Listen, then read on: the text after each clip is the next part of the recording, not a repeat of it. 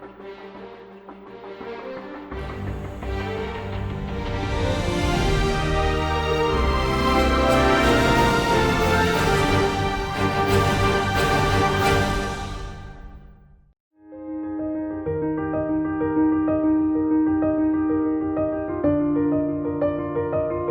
titulado esta última sesión ¿Cómo vivimos una vida en forma de cruz? O sea, la pregunta, luego de que hemos aprendido lo que hemos aprendido, ¿cómo lo hacemos?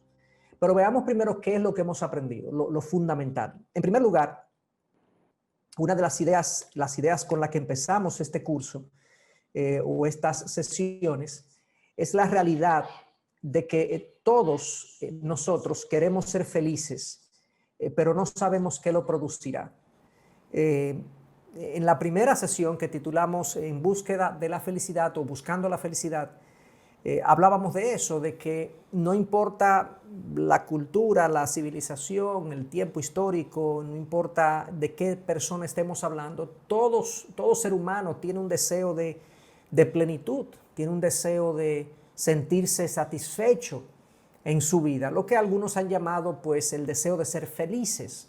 Nosotros queremos pasar por este mundo y tener una existencia que satisfaga ese anhelo de asombro y de candidez y de amor y de afecto propio y de afecto de los otros que nosotros tenemos. En pocas palabras, todos queremos ser felices. Ahí no hay desacuerdo. Ahora, sí decíamos en esa primera sesión que no sabemos qué lo producirá. Hay algunos que toman un camino, otros que toman otro.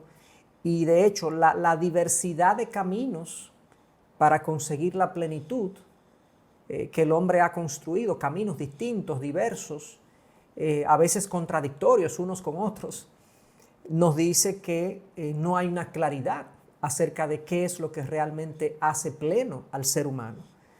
En nuestro estudio, de hecho, vimos el caso de esta profesora de la Universidad de Yale, que no es una persona cristiana, pero ella decía en una de sus clases que tenía que ver precisamente con la buena vida. Ella decía que nuestra intuición acerca de lo que nos hace feliz o felices, como ganar la lotería o sacar buena nota, está totalmente equivocada, porque hemos visto gente que se gana la lotería, hemos visto gente que saca buena nota, hemos visto gente que llega al éxito humanamente hablando y aún así se siente vacía. De ahí la conclusión de ella de que nuestra idea de que llegar a la cima de lo que hemos construido como seres humanos, de que el logro de obtener algo en esta tierra, los méritos y las adquisiciones que tenemos aquí, no necesariamente le dan al hombre la plenitud que anda buscando. Esa es la conclusión de ella. Es más o menos la idea que acabo de decir, de que no todo el mundo sabe lo que realmente lo hace feliz. Pero en el libro, la tercera idea que quiero compartir como un resumen, en el libro que estudiamos, es que la felicidad es comunión con Dios y el camino para esa comunión es el camino de la cruz. O sea, decimos todos los hombres quieren ser felices, todos los seres humanos quieren ser felices. No todo el mundo sabe cómo hacerlo. De hecho, hay evidencia de que, como decía esta persona de la Universidad de Yale, que la intuición que muchos tienen acerca de cómo lograr la felicidad está equivocada.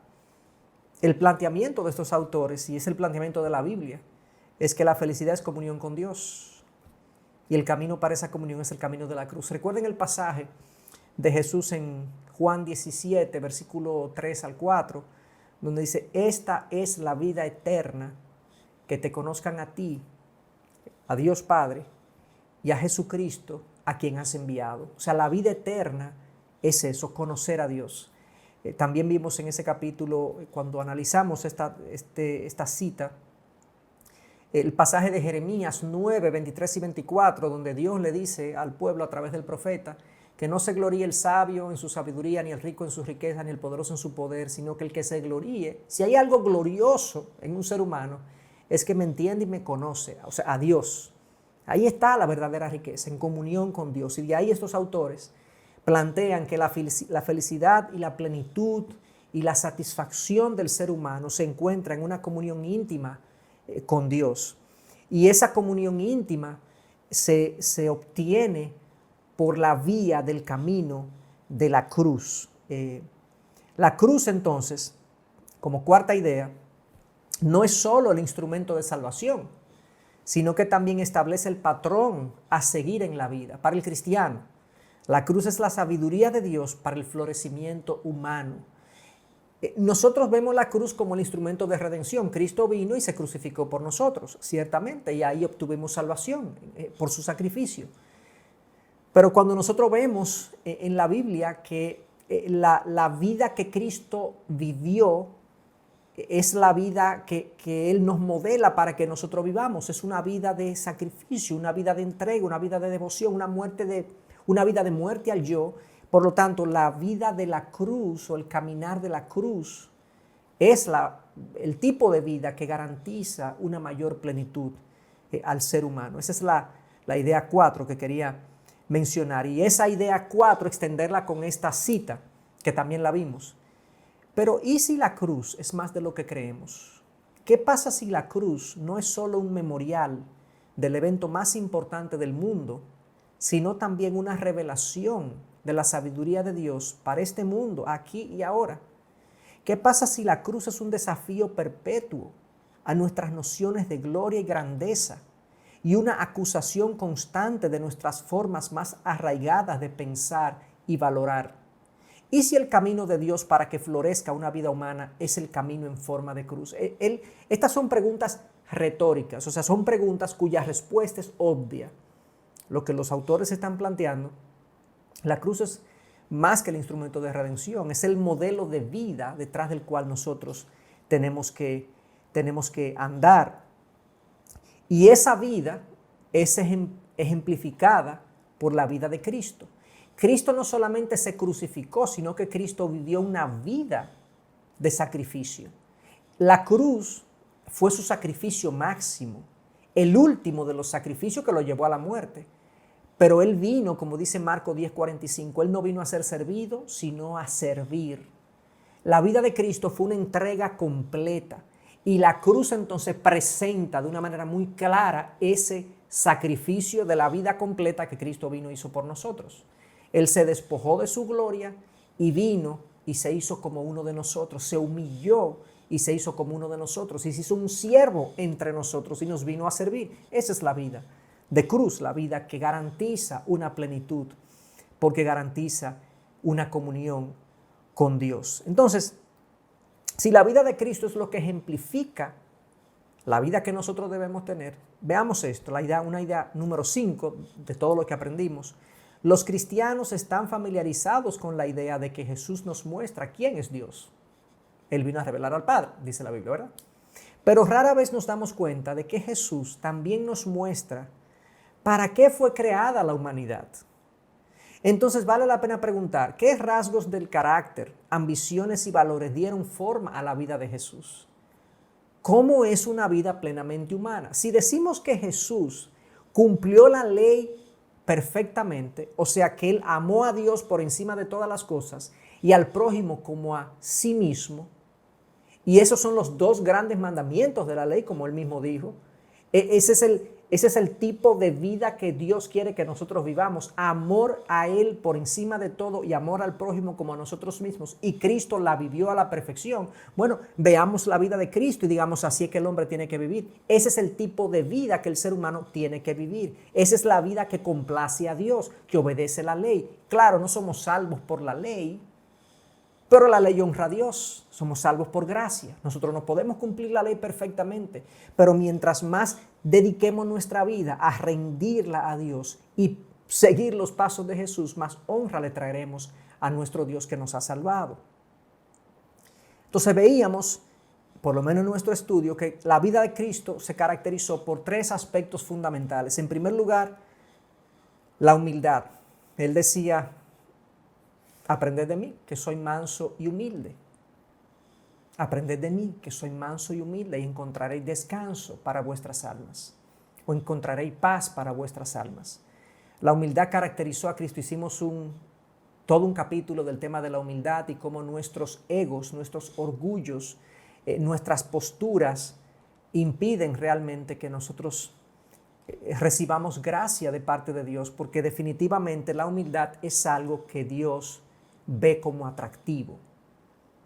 Dios ve de lejos al humilde, pero se acerca ve de lejos al altivo, pero se acerca al humilde. El Señor se opone al orgulloso, mas da gracia a los humildes. Constantemente en la Biblia se habla de la humildad como una característica que a Dios le resulta atractiva. Y Dios bendice el corazón humilde. El corazón contrito y humillado no desprecia al Señor. No despreciarás tú, oh Dios. Obviamente la humildad es atractiva a Dios. Y esa es una condición para nosotros tener comunión con Dios. Y la comunión con Dios da plenitud. Mientras más orgulloso soy, pues definitivamente tengo a Dios en mi contra, por así decirlo. Es un pecado que me impide una comunión con Él. Comenzando con que el orgulloso no depende de Dios, es autosuficiente. Comenzando con que el orgulloso no perdona con facilidad. Comenzando con que eso hace que se acumule amargura y se acumule resentimiento dentro de sí. Comenzando con que el orgulloso no reconoce sus errores. Y si estamos en este camino y sabemos que somos pecadores, es una condición básica para el cristiano crecer, que reconozca sus errores, que pida perdón, que no guarde resentimiento. Fíjense cómo la falta de humildad y el orgullo impide una comunión cercana con Dios. Pero veíamos también que Jesús tuvo otra característica también, y es que vivió una vida de amor servicial y sacrificado. Un amor que lo llevó a la muerte. Nadie tiene un amor más grande que este, aquel que muere por sus amigos, aquel que entrega su vida por sus amigos, dijo Cristo. Bíblicamente, el amor es acción sacrificada en favor del objeto amado o de la persona amada. Y decíamos, bueno, si el amor es sacrificio, ¿qué tanto realmente he amado yo? ¿Qué tanto he amado yo? ¿Me he sacrificado yo por alguien? ¿Me he complicado la vida yo y se la he descomplicado a otra persona? Porque el sacrificio por otro es lo que define mi grado de amor. Cristo lo hizo hasta la muerte por nosotros. Y decíamos, si tu vida no se caracteriza por una vida de amor, tú no estás creciendo en la gracia de Dios, no estás creciendo en el conocimiento de Dios. Si todo lo que yo sé de teología y de Biblia no me conduce a una vida más amorosa, yo tengo que cuestionar si estoy creciendo. Porque aquel que conoce a Dios ama, porque el Dios es amor, dice Primera de Juan. Y número 3 decíamos que algo que caracterizó a Cristo es el sufrimiento gozoso. Nosotros en este mundo tendremos aflicción, tendremos tristezas, sufrimiento, y veíamos cómo los diferentes sistemas filosóficos veían el sufrimiento de diferentes maneras. Aristóteles, pues los epicúreos y en fin, habían diferentes sistemas que veían el sufrimiento de diferente manera, pero bíblicamente el sufrimiento primero es una realidad en este mundo caído que disfunciona producto del pecado, pero al mismo tiempo el sufrimiento en las manos de Dios es un instrumento de refinación del carácter y del alma. Y por ese motivo es que Santiago dice en Santiago 1 que cuando nos encontremos en diversas pruebas estemos gozosos, tengámoslos por sumo gozo. Por eso es que Pablo dice que nos podemos poner, digamos, a pensar en las glorias venideras cuando estemos experimentando el sufrimiento. Todo eso es un refinamiento del alma. Pedro lo llama como un fuego que destruye las impurezas. Y así como el oro es purificado con el fuego, así el alma es purificada con el sufrimiento y nuestra fe es purificada con el sufrimiento. Entonces, cuando nosotros vemos el sufrimiento como una herramienta de purificación y de refinamiento espiritual, de crecimiento, no lo vemos entonces como un castigo, sino como un trabajo de Dios, de su amor, al transformarnos y no dejarnos iguales. Es por tanto un motivo de gozo saber que luego de pasado el sufrimiento yo tendré más brillo. Y si el sufrimiento mío aquí en la tierra no termina, como alguien que puede tener una enfermedad crónica que la lleve a la muerte, bueno, pero tuvo un propósito en las manos de Dios para purificación de mi alma y yo me gozaré en el Señor cuando llegue a su presencia. Decíamos que estas tres cosas eran características de la vida cruciforme de Jesús. Estos tres elementos, hay otros elementos que podemos decir, pero estos tres elementos es literalmente como nosotros tomar la cruz de nuestra vida, lo que significa, todo lo que ello significa, vamos a ver eso en un momentito, caminar de una manera confiada y gozosa en el camino que Dios ha determinado para nosotros, amando, sirviendo y mostrando que Dios es suficiente aún en medio del sufrimiento. Entonces, dicho eso, hasta ahí es lo que nosotros habíamos visto la semana pasada. Yo quisiera dedicarle unos quizás 10 minutos, no más, a la parte que quería decirle hoy, de cómo se vive entonces esa vida en forma de cruz, cómo nosotros tratamos de desarrollar estas características de humildad, de amor sacrificado, sufrimiento gozoso, y podemos decir mucho de cada cosa, pero yo quería terminar con una idea central y como un análisis muy básico de un pasaje donde está esto de tomar nuestra cruz. Porque creo que hay 3 ideas ahí que nosotros tenemos que llevarnos y tenerlas en cuenta. En primer lugar, Lucas 9:23, él le dijo a sus discípulos, Jesús le dijo a sus discípulos, y esta es la idea central de todo el libro y de todas las sesiones de estudio que hemos estado viendo en estos días. Entonces dijo a la multitud, esto es Jesús, si alguno de ustedes quiere ser mi seguidor, tiene que abandonar su manera egoísta de vivir, tomar su cruz cada día y seguirme. Si tratas de aferrarte a la vida, la perderás. Pero si entregas tu vida por mi causa, la salvarás. Yo quisiera sacar 3 aspectos y digamos 3 principios o verdades de estos pasajes, de Lucas 23 y 9:23 y 9:24, que son muy evidentes, pero quisiera extenderme un poquito en ellos. En primer lugar, hay un primer principio que está al final del versículo 24, y es que yo tengo que estar convencido de que esto vale la pena, de que esta vida que Jesús me promete, me propone, vale la pena. Fíjense cómo Cristo dice al final, si tratas de aferrarte a la vida, la perderás. Pero si entregas tu vida por mi causa, la salvarás. Esto es como una paradoja del Evangelio, una paradoja del trabajo de Dios. ¿Cómo así que si yo me aferro a la vida, la pierdo, y que si la entrego, la salvo? Parecería que Dios nos está llamando a tener una vida imprudente o arriesgada o temeraria o sin considerar los riesgos, ¿verdad? Arriesgada. Pero eso no es lo que está aquí, porque Dios nos llama a ser prudentes, Dios nos exhorta a proteger la vida hay que cuidarla, nosotros tenemos que defendernos, cuidar el cuerpo para cuidar nuestra salud. O sea, la Biblia nos habla de una vida prudente en todos los aspectos. Entonces, ¿en qué sentido es que este pasaje nos dice, si tratas de aferrarte a la vida la perderás, pero si entregas tu vida por mi causa la salvarás? Bueno, el que está muy ocupado de mantener su vida para sí, mi vida es para mí y yo voy a hacer lo que yo entiendo, lo que yo quiero, lo que yo deseo, yo voy a cumplir mis propósitos, yo voy a perseguir mis sueños y mi enfoque es aferrarme a mi vida, porque en el cumplimiento de esas cosas que yo deseo y que yo quiero para mí, ahí está mi plenitud. Si yo me aferro de esa manera a la vida, yo la voy a perder porque no está ahí.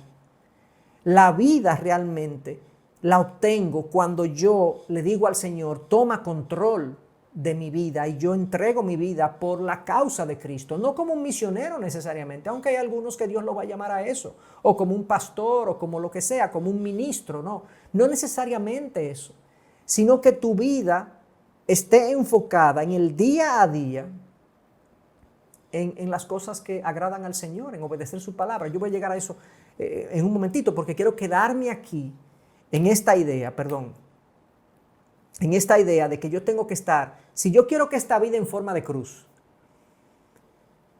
funcione para mí, que esta vida tenga el efecto de crear plenitud en mí, ¿cómo es que yo vivo esa vida en forma de cruz? Bueno, yo tengo que comenzar con un convencimiento de que agradar a Dios por encima de todo, obedecerle a Él por encima de todo, es lo que me da plenitud. Porque si no estoy convencido de eso, yo voy a hacer las cosas para Dios de manera obligada, no voy a tener motivación, no voy a tener energía emocional y espiritual para llevar una vida que agrade al Señor. Pero por el contrario, si yo pienso que en Dios está mi vida, que en Dios está mi riqueza, en Dios está mi tesoro, entonces yo digo, esto vale la pena, Dios vale la pena, su camino vale la pena, y voy a tener la motivación para vivir el tipo de vida que Cristo vivió, una vida humilde, una vida de amor sacrificado y una vida de sufrimiento gozoso. Eso es lo primero que está en ese pasaje. No veas tu vida como la oportunidad, digamos, o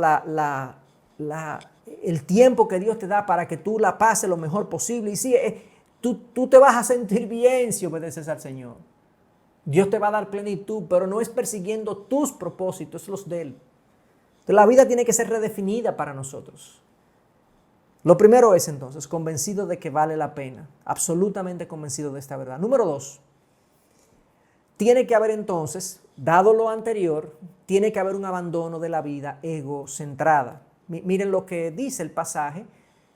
Entonces dijo a la multitud, si alguno de ustedes quiere ser mi seguidor, tiene que abandonar su manera egoísta de vivir.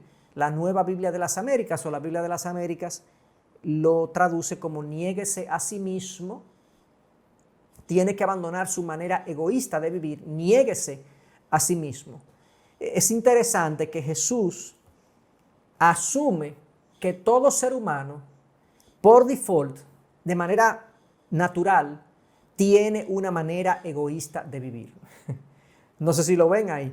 Jesús dice, si alguien quiere ser mi seguidor, tiene que abandonar su manera egoísta de vivir. Antes de venir a Cristo, lo que motiva al ser humano es su bienestar, sus logros, sus éxitos, lo que le trae placer, comodidad, todo lo que a él le gusta, le atrae, le entusiasma, eso es lo que la vida es para el ser humano. Satisfacerse, autocomplacerse, ser autoindulgente con las cosas que quiere. Cristo asume que el ser humano vive una vida egoísta. Y él dice, bueno, si quieres ser mi seguidor, no puede vivir la vida enfocado en que la vida es para autocomplacerse y autosatisfacerse. Ese no puede ser mi seguidor. Aquí hay un concepto diferente de la vida. No eres tú el centro, hay otro centro, no he definido todavía el centro, hay otro centro, fíjense, dice, hay un abandono de la vida egocentrada, hay otro centro ahora, está centrada en algo, pero no en el ego, no en el yo, porque esa manera de vivir tiene que quedar atrás. Y yo agregaría aquí, hay de aquel cuya vida se centra en él. Cuando nuestra vida está centrada en nosotros, hay muchos problemas. El individuo que vive de manera egoísta es un problema en su familia. Dentro del funcionamiento familiar es un problema. Cuando hablamos de un matrimonio, un individuo egoísta es un problema. Cuando es un padre es un problema. Cuando es un hijo es un problema. Con los hermanos, con los padres, con los colegas de trabajo, con los amigos, con todo el que me relaciono. Yo soy un problema. De hecho, una manera egoísta de vivir me lleva a problemas relacionales, a problemas financieros, a problemas de todo, hasta emocionales. Porque yo creo que todo gira en torno a mí. Y yo estoy obviamente explicando un extremo, pero todo el mundo, todo ser humano tiene esa tendencia a vivir una vida centrada en sí mismo. Y si nosotros pudiéramos tan siquiera despojarnos del egoísmo por un solo segundo, nos daríamos cuenta de qué tan plenos pudiéramos vivir sin el egoísmo presente en nosotros. Entonces, una vida en forma de cruz va a requerir, primero, como les decía, convencido de que esto vale la pena. Número 2, hay un abandono de la vida egocentrada. O sea, yo estoy convencido de que esto vale la pena. Ahora, yo estoy convencido aquí de que una vida centrada en mí no vale la pena. No consigo lo que quiero con una vida centrada en mí. Eso es lo que la Biblia me está diciendo. Y número 3, y por último, rendición diaria a Cristo. Entonces, si la vida no va a estar centrada en mí, ¿en quién va a estar centrado? Bueno, mírenlo aquí claramente. Si alguno de ustedes quiere ser mi seguidor, tiene que abandonar su manera egoísta de vivir, ya lo vimos, tomar su cruz cada día y seguirme. ¿Cómo yo abandono mi manera egoísta de vivir? Bueno, yo tomo mi cruz cada día y sigo a Cristo. O sea, ahora el centro de mi vida es Cristo, no yo. No es seguir mis deseos, sino los deseos de Él, del que me salvó, del que me dio ejemplo. Y obviamente, la cruz es sinónimo de muerte. Aquí, cuando decimos tomar su cruz cada día, Jesús no está hablando de que tú tienes que dejar el alimento que más te gusta, o que tú tienes que dejar el lugar donde tú vives, o que tú tienes que sencillamente casarte con el más feo, o soportar a tu esposo. Esos son sufrimientos, puede ser que sean sufrimientos para una persona, pero la alusión a la cruz aquí es que cuando yo dejo mi manera egoísta de vivir, ya yo no vivo para mí, ya yo morí, ya yo no soy el que gobierna mi vida. Quien gobierna es Cristo. Yo tomo mi cruz, o sea, yo muero a mí, muero a mis deseos. Yo digo ahora, Cristo, ¿qué tú quieres para mí? Yo te sigo, yo te sirvo, yo te honro, yo te obedezco. Yo creo que el mejor resumen de esta verdad, de cómo hacer esto, es cuando Jesús fue al huerto de Getsemaní en Mateo 26:39.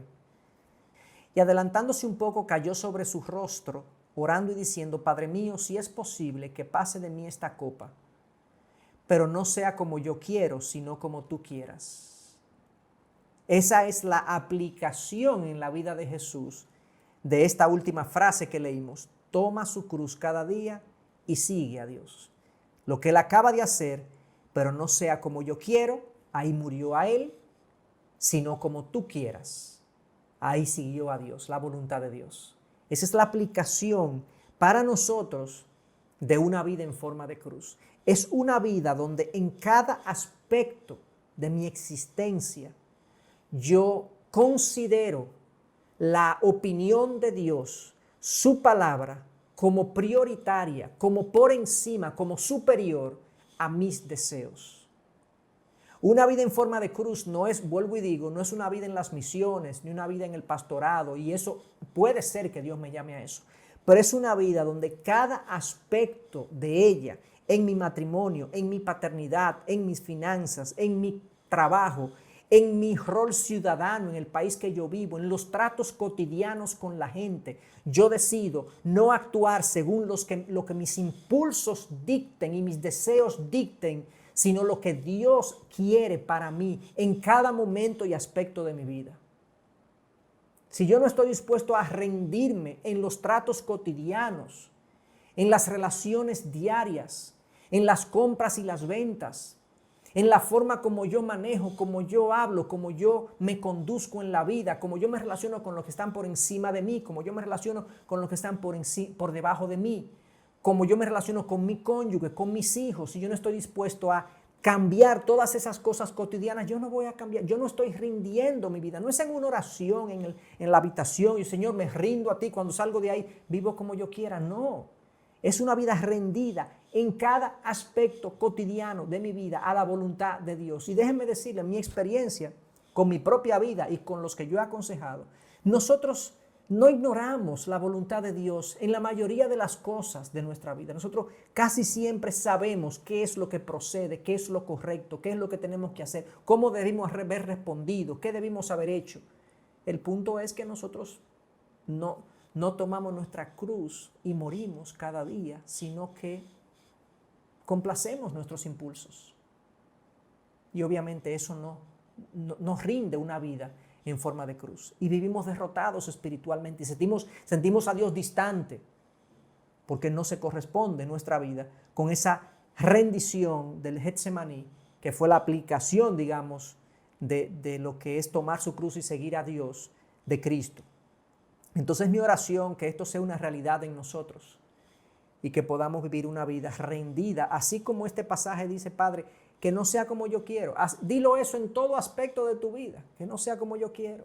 Con mi esposo, con mi esposa, con mis hijos, con mis relacionados, con mis finanzas, con todo lo que yo hago, Señor, que no sea como yo quiero, sino como tú quieres. ¿Qué tú quieres con este programa? ¿Qué tú quieres con esta situación? ¿Qué tú quieres con esta relación? ¿Qué tú quieres con esto? Y nosotros sabemos la mayoría de las veces. Y cuando no sabemos podemos buscar opinión y consejo para ser dirigidos.